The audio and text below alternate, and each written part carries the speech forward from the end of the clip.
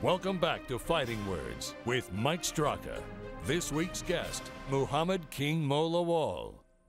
In MMA, there are people who are journeymen, there are people who've paid their dues, and then there are naturals. And I think our next guest, King Mo, safe to say you're a natural. Hey, you know, things come natural, some things don't, but fighting's always been in my blood.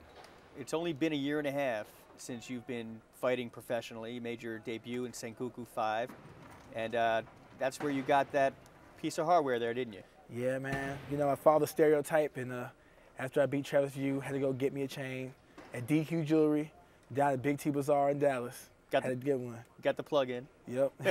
That pay for it right there. Yeah. So obviously you like the spectacle. You got the trademark towel on the head, the sunglasses, the hardware, and you make some great entrances. How important are those entrances to you? Well, you know what? The entrances to me it's just like another warm-up. You know, backstage when I'm warming up, I only warm up for like a round because I hate warming up.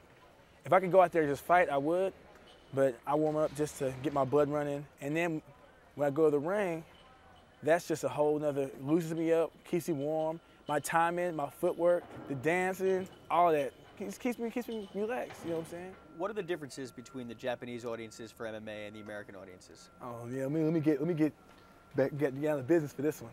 See, it's a good one. It's a good question.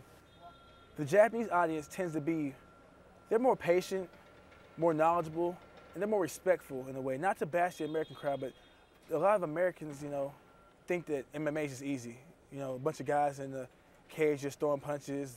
They don't respect the ground game, or if it's not enough ground game, you know, they want to see more slugfest. They want to see Stephan Bonner versus Forrest Griffin, or you know, Cyborg versus Melvin Manoff.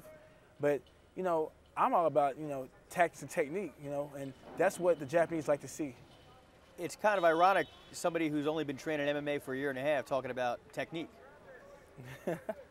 Well, the technique, coming from a wrestling background, I had great coaches like John Smith, Kevin Jackson, my high school coach Alan Kepke, David James.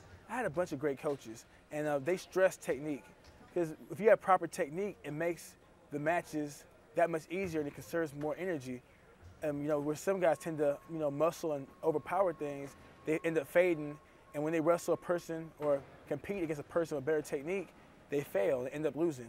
So I feel like being very technical to your style is very good because it helps you win. You want to be the best MMA fighter in the world, don't you? Yes, the best MMA fighter in the world, hands down. You hear these phrases like, a fighter's got to sell fights. What does that mean to you? You know, I think that means you got to show your personality. You got to make people want to watch you or want to hate you or want to love you. I'm not a robot. I can't be Fedor. Fedor has something that a lot of people don't have. He has a great winning record and knockout power, and he just is a robot. You know, if everybody was like that, MMA would be a dead sport and no one would be interested in the, you know, you have to, you know, no one would be interested to watch it. You have to have guys you hate.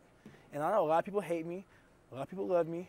It's either, you know, you gotta love me or hate me. And that's one thing that's very important. You see them boxing and you see them pro wrestling, and MMA, I think, needs a lot more of that as well. When you make a flamboyant entrance, do you ever worry about embarrassing yourself? Yeah, you know, I worry about that because the only way you do, really? Yeah, because I want to be offbeat.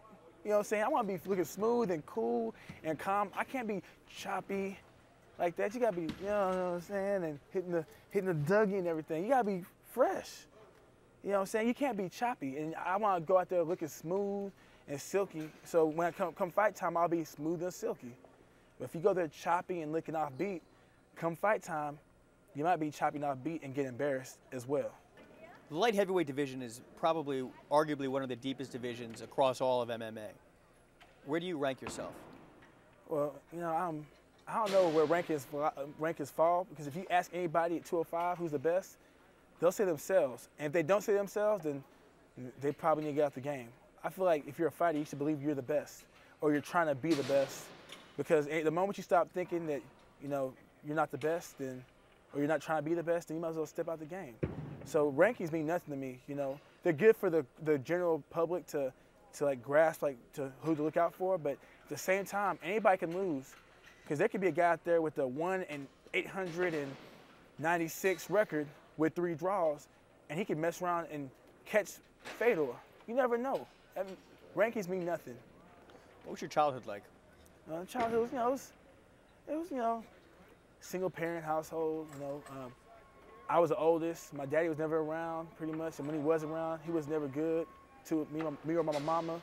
My mama's from Nigeria, so she came to this country and raised us like how she knew, and it was kind of, we didn't have everything we needed, but my mama made sure she did her best to make sure, we weren't starving or anything, and I was the man of the house, and it's just, everybody's the same story, pretty much, so it's just, I just overcame certain things and made it this far where some people I was cool with, they didn't make it because they just got distracted.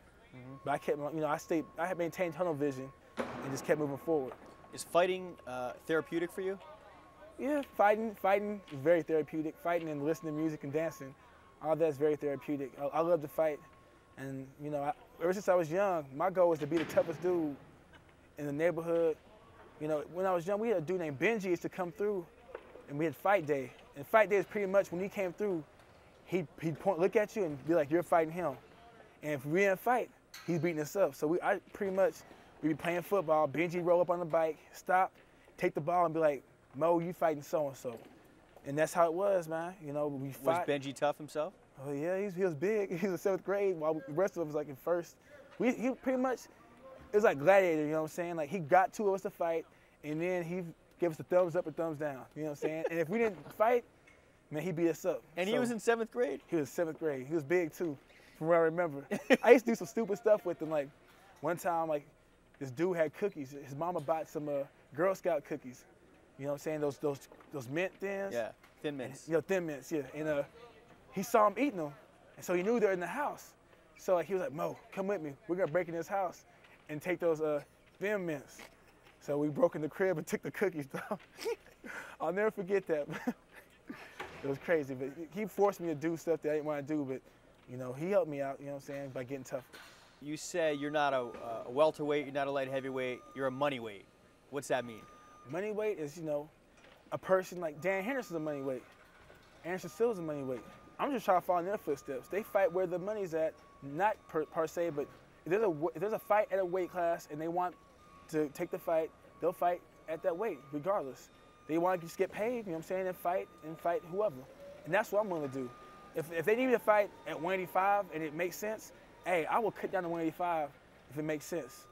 You say you like music. What's your favorite music you listen to? I like rap from the South.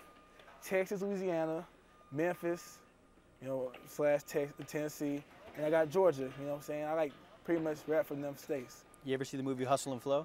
I loved Hustle and Flow. It was a great movie. It was a good movie, wasn't it? Yeah, it was a great movie, yeah. It's hard out there for a pimp. Yep. It's hard out there for a fighter. It is hard out there for a fighter, isn't it? Yeah, it really is. How do you make it easy? By just relaxing, having fun. Because the moment you start having fun, that's when everything gets hard and you start getting burnt out. You start having, stop wanting to fight. You want to do other things. When you're having fun, you're winning. Regardless if you win or lose, when you're having fun, you're winning. And that's what I try to do, make everything fun. It's not always serious, because when it's too serious, you just get burned out. You've been dominant, and you haven't really used your wrestling much. So what do you say about that? I used my wrestling a few times. Mark Kerr, Fabio Silva, and Kawamura. But the thing is that it's give and take. Like, if you're worried about my striking, I'll go for a takedown. If you're worried about my takedowns, I'll throw punches. Then if you're worried about both, then it's over. If you're worried about both, then I'm gonna win. And it's gonna be an easy night for me, bad night for you. I just go out there and I just flow and try to see what works. What's your mama think of this career? My mama, she made a tough man because she used to beat me. No one could beat me worse than my mama did. And now she watches it and she's like, first she didn't like it, but now she's like, all right, just go out there. As long as you're training hard, then, you do what you want. But if you're not training hard, then get out the game. All right, King Mo, thanks very much, man. Thanks for having me.